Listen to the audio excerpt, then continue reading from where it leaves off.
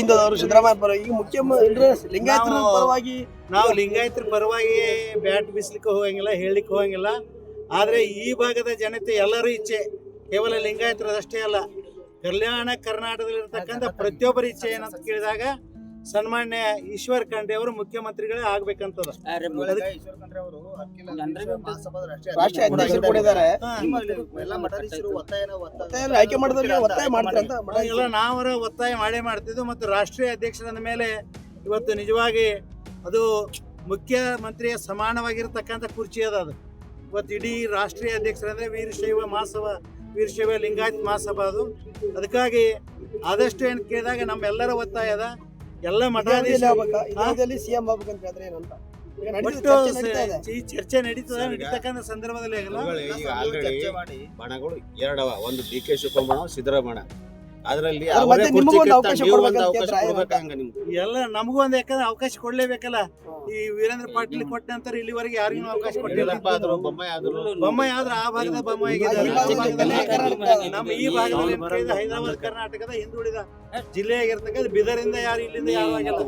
ಅದಕ್ಕಾಗಿ ಏನು ಕೇಳಿದಾಗ ಸನ್ಮಾನ್ಯ ಈಶ್ವರ್ ಖಂಡ್ರೆ ಅವರು ಏನಾಗಬೇಕಂದ್ರೆ ಸಿಎಂ ಆಗ್ಲೇಬೇಕು. ಎಲ್ಲ ಇಬ್ಬರು ಬದಿಗೆ ನಿಂದ್ರಿ. ನಮ್ಮ ಏನು ಸನ್ಮಾನ್ಯ ಈಶ್ವರ್ ಖಂಡ್ರೆ ಅವರು ಅವಕಾಶ ಕೊಡ್ಲೇಬೇಕು ಮತ್ತು ಕೊಡ್ಬೇಕಂತಕ್ಕಂಥ ಎಲ್ಲರಲ್ಲಿ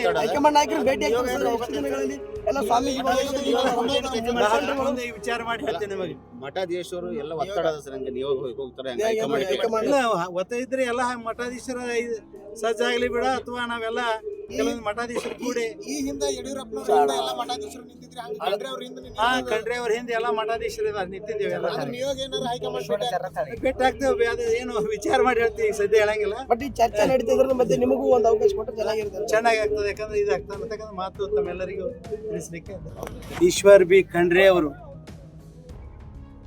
ಕಲ್ಯಾಣ ಕರ್ನಾಟಕದಲ್ಲಿ ಧೀಮಂತ ನಾಯಕರಾಗಿ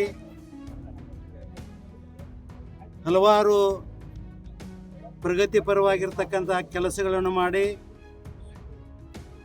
ಅರಣ್ಯ ಸಚಿವರನ್ನೋದು ಕೇವಲ ಕರ್ನಾಟಕ ಅಷ್ಟೇ ಅಲ್ಲ, ಇಡೀ ಭಾರತ ದೇಶಕ್ಕೆ ಪರಿಚಯ ಮಾಡಿಕೊಟ್ಟಿರ್ತಕ್ಕಂಥ ಶಕ್ತಿ ನಮ್ಮ ಸನ್ಮಾನ್ಯ ಈಶ್ವರ್ ಖಂಡ್ರೆ ಅವರಲ್ಲಿದೆ.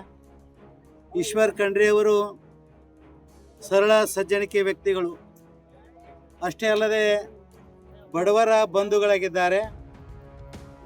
ರಾಜಕೀಯದಲ್ಲಿ ಅತ್ಯಂತ ನಿಪುಣರು ಮತ್ತು ಪ್ರಗತಿಪರವಾದಂಥ ವಿಚಾರಗಳನ್ನು ಮೈಗೂಡಿಸಿಕೊಂಡವರು.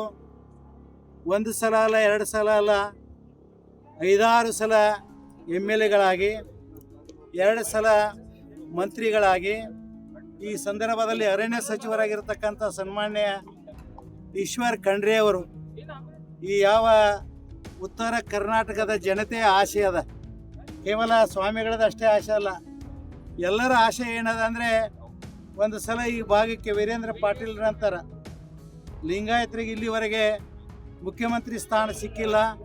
ಅದಕ್ಕಾಗಿ ಇವತ್ತು ಎಲ್ಲರೂ ಮನಸ್ಸು ಮಾಡಿ, ಹೈಕಮಾಂಡ್ ಮನಸ್ಸು ಮಾಡಿ ಎಲ್ಲರೂ ಕೂಡಿ ಸನ್ಮಾನ್ಯ ಈಶ್ವರ್ ಖಂಡ್ರೆ ಅವರನ್ನು ಮುಖ್ಯಮಂತ್ರಿಗಳನ್ನಾಗಿ ಮಾಡಿದರೆ ಭಾಳ ಸಂತೋಷ ಆಗ್ತದೆ.